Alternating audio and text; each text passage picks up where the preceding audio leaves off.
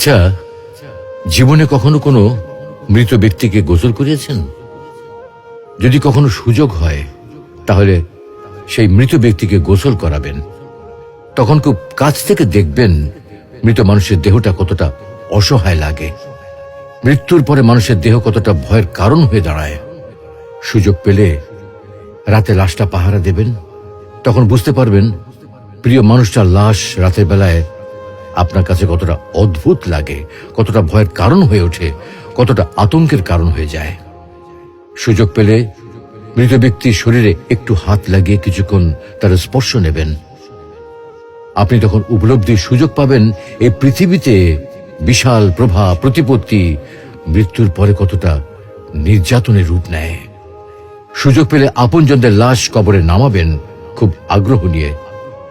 শেষবারের মতো মৃতদেহের মুখটি একবার দেখার চেষ্টা করবেন এবং বারবার উপলব্ধি করার চেষ্টা করবেন এই মৃতদের সাথে অনন্তকালের যাত্রার পথে এটাই আপনার জীবনের শেষ দেখা।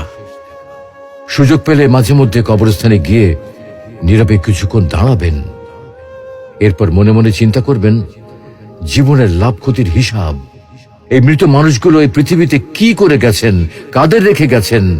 যাদের রেখে গেছেন তারা কি কখনো এই মৃত মানুষগুলোকে স্মরণ করার জন্য কবরস্থানের আশেপাশে একটি বারের জনকে দেখতে আসে? আমাদের জীবনটা বড় অদ্ভুত, বৈচিত্র্যময়। আমরা এর জন্যে, ওর জন্যে, ধন সম্পদের জন্যে, ঐশ্বর্যের জন্যে, বাড়ি গাড়ি টাকা পয়সার জন্যে কত না মায়া দেখাই, আগ্রহ দেখাই, আরো চাই আমাদের। অথচ এই জীবনে আমরা মৃত্যুর কথা না ভেবে, পরকালের জবাবদিহির কথা না ভেবে কিভাবে আরো সম্পদ অর্জন করতে পারি সেই চিন্তায় বিভোর থাকি।